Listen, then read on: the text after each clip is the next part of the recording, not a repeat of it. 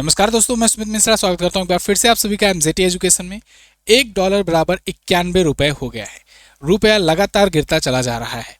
रुपया गिरने को लेकर के इसको रोकने के लिए सरकार कदम क्यों नहीं उठा रही है? आप में से बहुत सारे लोगों के मन में ये सवाल आ रहा होगा कि आरबीआई या फिर गवर्नमेंट इस पर कोई एक्शन, कोई स्टेप क्यों नहीं उठा रही है? क्यों रुपया लगातार गिरता जा रहा है, रुपये की वैल्यू गिरती जा रही है? आज के टाइम पर $1 बराबर 91 रुपए हो गए हैं। 1947 में जब देश आजाद हुआ था तब $1 बराबर 4 रुपए हुआ करते थे और तब से स्थिति गिर रही थी। 2014 के बाद से तो यानी कि एनडीए गवर्नमेंट आने के बाद तो बहुत तेजी से रुपए की वैल्यू गिरी है। तो इस पर क्या कुछ कदम उठाए जा सकते हैं, लेकिन सरकार क्यों कदम नहीं उठा रही है, इन सब मुद्दों पर हम लोग डिटेल में एनालिसिस करेंगे। अगर आपको याद हो तो अब से कुछ दिन पहले मैंने आपको एक वीडियो दी थी जब रुपया पहली बार डॉलर पहली बार 90 रुपए को क्रॉस किया था। रुपए की वैल्यू 90 रुपए को आंकड़े को छुई थी। तो 13 दिन पहले मैंने आपको ये वीडियो दी थी। उसमें मैंने आपको समझाया था कि कैसे करेंसी डिसाइड होती है, कि वैल्यू क्या है किसी देश की करेंसी की। लेकिन सवाल यही आता है कि लगातार गिरती क्यों जा रही है करेंसी और कब तक गिरेगी? क्या अब की बार 100 पार करके ही मानेंगे मोदी जी? इस पर हम लोग आज डेप्थ एनालिसिस करने वाले हैं। एक ज़रूरी बात, लेकिन पहले ब्रह्मास्त्र ई बुक आ चुकी है, वार्षिकांक, इसको आप ले सकते हो। ये भी लगभग $1 के बराबर में ही है, मतलब 99 रुपए की ई बुक है और अभी के टाइम पर डॉलर तो 91 चल रहा है। हो सकता है आने वाले दिन में ये ई बुक का प्राइस $1 हो जाए, अभी $1 से थोड़ा सा ज़्यादा है। तो ये ई बुक आप ले सकते हो एमजेटी ऐप पर। ज़्यादा जानकारी के लिए इस ई बुक के बारे में वीडियो में बने रहिए, एंड में मैं आपको इसके बारे में डिटेल में बताऊंगा। तो चलिए देखिए, अभी आप कल का अगर देखेंगे तो कल 91 के आंकड़े को पार कर चुका था, छू चुका था। आज थोड़ा सा सुधार आया है, 90.38 हो गया है, लेकिन ये सुधार कोई सुधार नहीं माना जाएगा। ये अभी कभी भी चढ़ सकता है। हो सकता है अभी 2 बार रिफ्रेश करके फिर से यहाँ पर देखूँ तो अभी हो सकता है ये और चढ़ जाए। जब यहाँ तक पहुँच गया है तो मतलब अभी और जाएगा ही जाएगा। और अगर आप इसको देखोगे कि पिछले 1 साल में कैसे चढ़ा है, तो पिछले 1 साल में भी बहुत तेज़ी से बढ़ा है। जब से डोनाल्ड ट्रंप का टाइम पीरियड आया है तब से बहुत तेज़ी से रुपया गिरता जा रहा है, डॉलर चढ़ता जा रहा है। रुपया गिरना, डॉलर चढ़ना, इसको पहले समझ लो। बहुत लोग कंफ्यूज हो रहे होंगे कि इसमें दिक्कत क्या है। दिक्कत ये है कि आपकी वैल्यू, रुपए की वैल्यू जो है वो दूसरे के मुकाबले कम होती जा रही है। फिर रुपए की वैल्यू डिसाइड कैसे होती है? तो रुपए की वैल्यू डिसाइड होती है आपके फॉरेक्स रिजर्व से। फॉरेक्स रिजर्व ये दर्शाता है कि आपके पास कितनी फॉरेन करेंसी है या कितने आपके पास गोल्ड रिजर्व्स हैं। ये आपके फॉरेक्स रिजर्व में होते हैं। फॉरेक्स रिजर्व आप समझो कि जितना ही रहेगा फॉरेक्स रिजर्व, उतनी मात्रा में ही आरबीआई मुद्रा छाप पाएगा। आपके पास जितना फॉरेक्स रिजर्व है अभी के टाइम पर अगर देखा जाए तो $680 बिलियन के आसपास में भारत के पास फॉरेक्स रिजर्व है, यानी कि विदेशी करेंसी है। उसमें भी 60% से ज़्यादा करेंसी हम लोग डॉलर रखे हुए हैं। अब ये जितना फॉरेक्स रिजर्व है, इसी के रेशियो में आरबीआई मुद्रा छाप सकता है। आरबीआई ऐसा नहीं कर सकता है कि भाई देश में इकोनॉमी बढ़ानी है, सबको अमीर बनाना है, तो लाओ भैया खूब दिन रात छापना शुरू कर दें मुद्रा और उसके बाद पब्लिक में बांटना शुरू कर दें। ऐसा नहीं कर सकती आरबीआई। आरबीआई को उतना ही अनुपात में मुद्रा छापनी होती है जितना उसके पास फॉरेक्स रिजर्व होता है। अब ये फॉरेक्स रिजर्व के आंकड़े हर हफ्ते जारी होते हैं। फॉरेक्स रिजर्व भारत का बढ़ नहीं रहा है। जो अभी मुद्रा गिरती जा रही है उसके पीछे का सबसे बड़ा कारण है कि फॉरेक्स रिजर्व अपना बढ़ नहीं रहा है। ये हर महीने अपडेट होता रहता है, इसमें से खर्च भी होते रहते हैं, इसमें बढ़ता भी रहता है, घटता रहता है, लेकिन पिछले दिनों में ये घटता ही जा रहा है। इसके पीछे क्या कारण है? इसके पीछे सबसे बड़ा कारण है अमेरिकी टैरिफ। अमेरिका ने 50% का हैवी टैरिफ लगाया है भारत पर और इसको लेकर के भारतीय जो एक्सपोर्टर्स हैं वो अमेरिका से व्यापार नहीं कर पा रहे हैं या कहें वो मुनाफा नहीं कमा पा रहे हैं। अब बहुत कम मात्रा में जाते हैं अमेरिका में बेचने, वो अन्य मार्केट को तलाश रहे हैं। जब अमेरिका में जाते थे वो सामान बिकता था, अमेरिकी डॉलर आता था, वो डॉलर फॉरेक्स रिजर्व में आता था और उससे फॉरेक्स रिजर्व मजबूत होता था। अब आप सोचोगे अभी तो सर मोदी गवर्नमेंट में व्यापार बहुत बढ़ा हुआ था, तो तब तो खूब ज़्यादा इकट्ठा हो जाना चाहिए था फॉरेक्स रिजर्व। अभी टैरिफ लगा है ना, ट्रंप के आने से पहले, ट्रंप के आने के बाद, ट्रंप के आने से पहले तो ज़्यादा होना चाहिए था। तो देखिए, इसमें से आरबीआई पैसे खर्च भी करती है ना, अन्य चीज़ों में, और गवर्नमेंट भी खर्च करती है फॉरेक्स रिजर्व से भी, मतलब और भी देशों से व्यापार किया जाता है, तो उन सब मदों में यूज हो रहा था। लेकिन अब इसी फॉरेक्स रिजर्व पर पूरा जोर पड़ रहा है, झटका पड़ रहा है, क्योंकि ज़्यादा मात्रा में विदेशी करेंसी नहीं आ पा रही है। दूसरी बात, जो फॉरेन इन्वेस्टर थे वो जब इन्वेस्टमेंट करते थे तब भी अपना फॉरेक्स रिजर्व मजबूत होता था। भाई जब भी कोई आएगा विदेशी इन्वेस्टर मान लो आया वो $1000 इन्वेस्ट करने फॉर एग्जाम्पल, अब $1000 इन्वेस्ट करता है तो यहाँ पर वो पा रहा है 90,000 रुपये आज के टाइम पर। 90,000 रुपये मान लो किसी छोटी कंपनी में लगा दिया वो, तो अब ये 90,000 लगाया, इसको हम लोग 90,000 रुपये दे दिए, लेकिन $1,000 तो आ गया अपने पास, इस $1,000 को उठा के फॉरेक्स रिजर्व में रख दिए तो ये मजबूत हुआ। लेकिन अभी पिछले कुछ दिनों में देखा जा रहा है जो फॉरेन इन्वेस्टर थे वो भारत से पैसा निकाल कर भाग रहे हैं, यानी भारत में जो इन्वेस्टमेंट उन्होंने ऑलरेडी कर रखा था उसको निकाल निकाल करके भाग रहे हैं। तो यानी और इन्वेस्टमेंट जहां आना चाहिए उसकी बजाय ये लोग जा रहे हैं यहाँ से। क्यों जा रहे हैं? क्योंकि अमेरिका का इकोनॉमी तेजी से अब बढ़ रहा है, वहां पर शेयर मार्केट में ग्रोथ देखी जा रही है। ऐसा क्यों हो रहा है? क्योंकि उसने बहुत सारे देशों पर टैरिफ लगाया, साथ ही साथ डोनाल्ड ट्रंप ने बहुत सारे देशों से ह्यूज इन्वेस्टमेंट भी अट्रैक्ट किया है। मतलब आप समझो जापान से गए वो डील कराए, सऊदी अरब से गए डील कराए, कतर से गए डील कराए, इंडिया से डील अभी चल ही रही है, मतलब अभी फाइनल नहीं हुआ है। ऐसे बहुत सारे देशों से वो डील तय कर लिए हैं और इन सभी डीलों में वो बड़ा बड़ा इन्वेस्टमेंट अपने यहाँ अट्रैक्ट भी कर रहे हैं। 700 बिलियन किसी से 1 ट्रिलियन किसी से कुछ। इसके अलावा आप जो बड़ी बड़ी टेक कंपनियां हैं गूगल, माइक्रोसॉफ्ट, फेसबुक, इन सब से भी और भी इन्वेस्टमेंट अमेरिका में करने को कर रहे हैं, प्रेशराइज कर रहे हैं। और अभी आपने देखा होगा कुछ दिन पहले, कुछ महीनों पहले की एक वीडियो वायरल हुई थी जिसमें वो सबके जितनी भी उसकी बड़ी बड़ी ग्लोबल कंपनी है उनके साथ बैठ करके वो लंच कर रहे थे और सबसे पूछ रहे थे तुम भाई बताओ सुंदर पिचाई तुम कितना लगा रहे हो अमेरिका में। फिर उसके बाद फिर बिल गेट्स से पूछे तुम भाई बताओ तुम कितना लगा रहे हो, मार्क जुकरबर्ग से पूछे तुम बताओ कितना लगा रहे हो। तो वो अमेरिका में और बड़ा इन्वेस्टमेंट बढ़ा रहे हैं। ऐसे में जो फॉरेन इन्वेस्टर थे वो अब और भी देशों में ना लगाकर जहां पर लगाए भी थे वहां से पैसा निकालकर वो अमेरिका में लगाने की तरफ भाग रहे हैं। इससे डॉलर और मजबूत हो रहा है। तो डॉलर मजबूत भी हो रहा है एक तरफ, इसलिए भी रुपया कमजोर दिख रहा है। दूसरा, रुपया कमजोर भी हो रहा है इसलिए भी रुपया गिर रहा है। तो यानी ये सब 2-3 कारणों की वजह से रुपया तेजी से गिरता जा रहा है। मतलब आप समझो कि जो पैसों में 1-2 पैसा, 3 पैसा, 4 पैसा ऐसा होता था, महीनों में अंतर आता था, वो अब पता चल रहा है कि भाई 1-1, 2-2 रुपए का अंतर आ जा रहा है महीने महीने में। अब से 2-3 महीने पहले देखो तो 86 के बीच में चल रहा था डॉलर, लेकिन अब आज के टाइम पर देखोगे 91 के आंकड़ा को छू रहा है। तो ऐसा इसीलिए हो रहा है क्योंकि ये 3-4 कारण है जो प्रमुख रूप से इसको झटके दे रहे हैं। अब यहाँ पर बात आती है कि आरबीआई कर क्यों नहीं रहा है कुछ।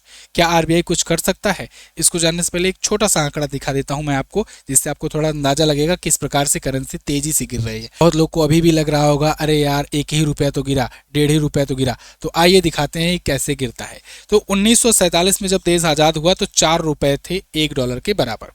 1983 आते आते 10 रुपए पहुंचा। मतलब आप देखो 47 से 83 कितने साल हुए? लगभग हो गए 40 साल के आसपास में ना। लगभग 40 साल या 37 से 40 साल के बीच में केवल 6 रुपए की ग्रोथ हुई। फिर 83 से 91 के बीच में देखिए 10 से 20 आ गया। ये वो टाइम था जब भारत की अर्थव्यवस्था बहुत कमजोर स्थिति में थी। 1991 आते आते अपने पास फॉरेक्स रिजर्व बिल्कुल खत्म हो गया था। तो उस टाइम पर रुपया की वैल्यू गिराई गई, डिक्रीज की गई, अवमूल्यन किया गया था और रुपया 20 रुपए पर पहुंचा। फिर 1993 में एलपीजी रिफॉर्म लाए गए, लेकिन फिर भी वो इतना जल्दी तो तुरंत ही कोई इन्वेस्टमेंट कर नहीं देगा। कोई कहेगा कि हाँ ठीक है हम फैक्ट्री लगाएंगे, तो धीरे धीरे पूरा सब प्रोसेस होता है, ग्राउंड लेवल पर इफेक्ट आता है। तो 20 से 30 हुआ, यानी कि 2 साल में कोई इफेक्ट नहीं दिखा। फिर और गिरना शुरू हुआ, 1998 में 40 आ गया। लेकिन 1998 से 2012 के बीच काफी स्थिर रहा। आप इसको इस ग्राफ से देखिए कि जैसे यहाँ पर देखिए 4 रुपए से 5 रुपए के बीच में यहाँ लंबा टाइम पीरियड चला। प्रधानमंत्रियों का कार्यकाल के हिसाब से यहाँ पर दिखाया गया है। तो 1965 1970 तक आप देखोगे तो लंबा यहाँ पर टाइम पीरियड था। यहाँ पर बिल्कुल स्टेबल थी करेंसी। फिर उसके बाद इंदिरा गांधी जी के भी टाइम पर इतना था। फिर उसके बाद उधर 1980 से 1990 के बीच में यहाँ गिरना शुरू हुआ करेंसी। इकोनॉमी डाउन जा रही थी उस टाइम पर, ठीक है। फिर उसके बाद देखोगे यहाँ 1991 से इधर 2000 तक, मतलब बहुत तेजी से यहाँ स्लोप आया है करेंसी गिरने में।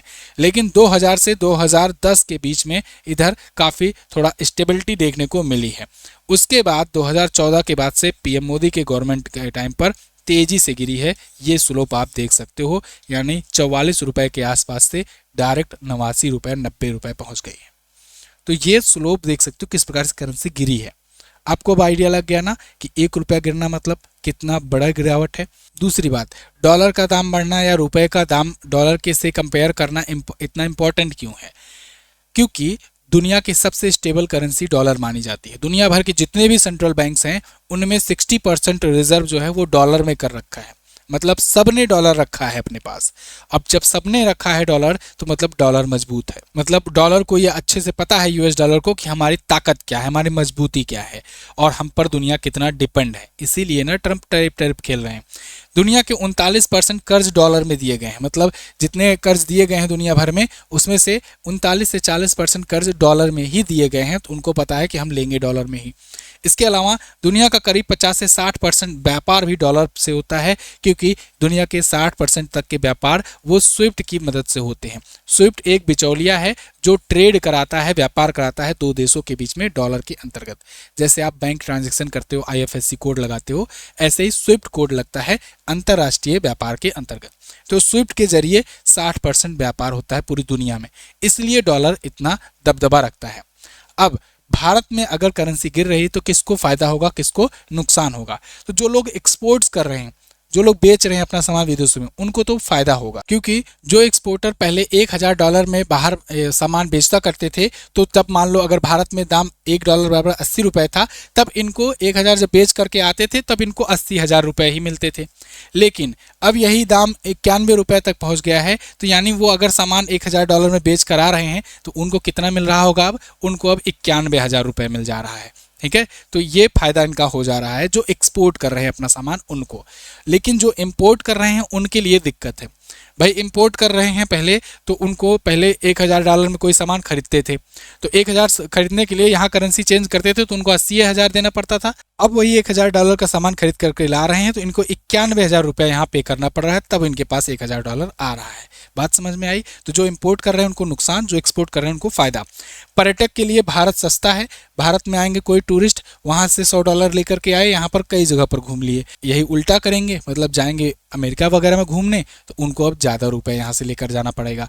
तेल, सोना ये सब महंगा हो जाएगा, खरीदना होता है। विदेशों में पढ़ाई महंगी हो जाएगी, और जो भारत में आएंगे पढ़ने उनके लिए वो सस्ता हो जाएगा। तो कुल मिला जुला करके ये एक पूरा सिनेरियो होने वाला है। अब बात आती है कि भारत क्या क्या कर सकता है, RBI क्या क्या कर सकता है, क्या क्या स्टेप उठा सकता है जिसको लेकर के अपनी करेंसी मजबूत हो। तो इसके कुछ पॉइंट्स हैं, मैं आपको बता दे रहा हूँ। देखिए, सबसे पहला है कि डी-डॉलराइजेशन को बढ़ावा देना। मतलब ये कि डॉलर पर डिपेंडेंसी कम करना। हम लोग को अपनी करेंसी को और मजबूत करने के लिए डॉलर पर निर्भरता कम करनी होगी। तो डी-डॉलराइजेशन पहला पॉइंट। दूसरा पॉइंट, एक्सपोर्ट्स को बढ़ाओ। जितने निर्यात हो रहे हैं उनको और ज़्यादा बढ़ाओ, जिससे ज़्यादा मात्रा में डॉलर और विदेशी करेंसी आए। ठीक है, तो और एक मतलब दोनों कदम एक साथ कर रहे हैं कि एक तरफ हम लोग डॉलर पर डिपेंडेंसी कम कर रहे हैं, साथ ही साथ में डॉलर और बढ़ा रहे हैं, मतलब जो अपना डॉलर खर्च हो रहा था उसको कम कर रहे हैं, है ना। यही मतलब हुआ कि जैसे कि ये कि जो $680 बिलियन के आसपास में अपना है फॉरेक्स रिजर्व, उसमें से हम क्या कर देते हैं, सामान को खरीदने में भी खर्च कर देते हैं। वो सामान को खरीदने में खर्च कम होगा तब जब हम लोग डॉलर पर कम निर्भरता करेंगे, मतलब हम रुपया खर्च करके खरीदने लगेंगे, तो डॉलर वो बचा रहेगा। इसके अलावा और भी हम लोग एक्सपोर्ट करके डॉलर को और बढ़ाएंगे, तो इससे अपना फॉरेक्स रिजर्व मजबूत होगा। जब फॉरेक्स रिजर्व मजबूत होगा तो अपनी करेंसी मजबूत हो जाएगी। अच्छा, इसके बाद और क्या करेंगे? इसके बाद हम लोग और ज़्यादा अपने जो मिनरल्स हैं या अपने अंदर जो खनिज हैं उसका खनन और तेज़ी से बढ़ाएं, जिससे ज़्यादा मात्रा में सोना या ये सब जो खनिज है वो निकले और उसको हम लोग एक्सपोर्ट करें। तो इससे अगर मान लो जो धातुएं मिलती हैं तो वो तो धातुएं वैसे ही वैल्यूएबल रहेंगी भारत के लिए भी, और बाकी चीज़ें मिलते हैं तो उसको बेच करके भी हम लोग एक्सपोर्ट बढ़ा सकते हैं। तीसरा स्टेप गवर्नमेंट के लेवल पर ये कि गवर्नमेंट को ईज ऑफ डूइंग को, बिजनेस को और ज़्यादा बढ़ाना होगा। जितना आत्मनिर्भरता बढ़ेगी, जितना भारत के अंदर बिजनेस बढ़ेगा, उतना ज़्यादा और डिपेंडेंसी फॉरेन करेंसी पर कम होगी और इन्वेस्टमेंट भी अट्रैक्ट होंगे। अगर इन्वेस्टमेंट ज़्यादा अट्रैक्ट होते हैं, इन्वेस्टमेंट को बढ़ाने के लिए और चीज़ें करना चाहिए। अगर इन्वेस्टमेंट बढ़ेंगे और तो फॉरेन इन्वेस्टर आएंगे और फिर से फॉरेक्स रिजर्व अपना मजबूत होगा। तो फॉरेन इन्वेस्टर को अट्रैक्ट करना पॉइंट आप लिख सकते हो। इसके अलावा बैंकिंग सेक्टर को और मजबूत करना होगा, फाइनेंशियल सेक्टर को और मजबूत करना होगा, और साथ ही साथ आरबीआई अपनी जो मौद्रिक दरें हैं, एमपीसी रेट्स हैं, उनमें भी फ्लक्चुएशंस करके भी बहुत सारी महंगाई वगैरह कंट्रोल करके रुपए की वैल्यू को कुछ कंट्रोल कर सकती है। तो ये कुछ स्टेप्स हैं जिसकी वजह से सरकार अगर स्टेप उठाए तब कुछ रुपए में गिरावट कम हो सकती है। अब इस पर सरकार कुछ स्टेप ले क्यों नहीं रही है जब सब कुछ पता है? तो देखिए, इसके पीछे कारण ये है कि जब तक ना किसी चीज़ के लिए बिल्कुल झकझोरा नहीं जाता है तब तक गवर्नमेंट वो कदम नहीं उठाती है। अब इस वाले केस में क्या है कि इसमें नुकसान किसका हो रहा है? जो अमीर लोग हैं, जो इंपोर्ट करते हैं, जो लग्जीरियस चीज़ लेते हैं, उनको नुकसान हो रहा है। मतलब आम आदमी को नुकसान नहीं हो रहा है। डायरेक्टली, इनडायरेक्टली तो हो रहा है। इनडायरेक्टली में जैसे आप जब क्रूड ऑयल खरीदा जाएगा, क्रूड ऑयल महंगा होगा, जब ऑयल महंगा होगा तो परिवहन ट्रांसपोर्टेशन चार्ज महंगा होगा। अब ट्रांसपोर्ट पर ही सारी दुनिया टिकी होती है, हर एक चीज़ आपका दूसरी जगह से आता है, शिफ्ट होकर के आप तक पहुँचता है, तो हर एक चीज़ के दाम अल्टीमेटली बढ़ते हैं। तो इनडायरेक्टली तो प्रभाव पड़ रहा है, लेकिन डायरेक्टली दिख नहीं रहा है, इसलिए सरकार इस पर चुप्पी साधे हुए है। अब अगर वही अमीर वर्ग जो अपने बच्चों को पढ़ने भेजते हैं, उनको ज़्यादा महंगा फीस पे करना है, जो पर्यटक वाले होते हैं, जो जाते हैं बाहर घूमने के लिए, उनको ज़्यादा पे करना पड़ता है। जब ये लोग मुद्दे उठाने लगेंगे, ये लोग आवाज़ उठाएंगे, तब यहाँ पर सरकार कुछ स्टेप लेगी। अभी शांति से बैठी हुई है। क्यों? क्योंकि अभी मुद्दों से भटका करके इधर ध्यान नहीं अट्रैक्ट किया जा रहा है, खींचा जा रहा है। ये ध्यान खींचने का काम हम लोग कर रहे हैं। फिलहाल आपकी इस पर क्या राय है, आप लोग कमेंट करके ज़रूर बताइएगा। आगे जाने से पहले अपने ई बुक के बारे में बताना चाहूँगा, जो फिलहाल लगता है लगभग जल्द ही पहुंच जाएगी $1 के रुपए के बराबर। मैं तो अपना दाम घटाऊंगा नहीं, डॉलर ही मजबूत हो जाएगा, और मजबूत होते होते उम्मीद है कि जब 99 रुपये पहुंच जाएगा तब जो है आप ये ई बुक $1 में ले पाओगे। वैसे रुपए में अगर आप लेते हो तो अभी आप 99 रुपये पे करके ले सकते हो। MZT ऐप पर ये ई बुक अवेलेबल है। इस ई बुक की खास बात क्या है कि चैप्टर वाइज इसमें कंटेंट है पूरे साल भर के। ब्रह्मास्त्र वार्षिकांक है ये, जनवरी से लेकर दिसंबर तक सारे चैप्टर आपको सिलसिलेवार तरीके से chapter wise content, type book wise content दिया गया है, और इसमें प्रश्नोत्तर माध्यम भी है, टेबल, चार्ट, इंफोग्राफिक्स, ये सारी चीज़ें आपको दी गई हैं जिससे आपको पढ़ना और आसान हो जाता है। सब कुछ आप पढ़ सकते हो। बजट किस प्रकार से आया है, कितना किसको लेवल को मिला है, सब कुछ, राज्यवार घटनाएं सब मिलेगा आपको। तो मात्र 99 में आप इसे पे करके ले सकते हो। कहाँ से लोगे? MZT ऐप से जा करके लो, या फिर व्हाट्सएप का नंबर दिया गया है, व्हाट्सएप पर UPI के माध्यम से भी ले सकते हो। व्हाट्सएप कीजिए, डिस्क्रिप्शन में नंबर है। Thank you so much. जय हिंद, वंदे मातरम।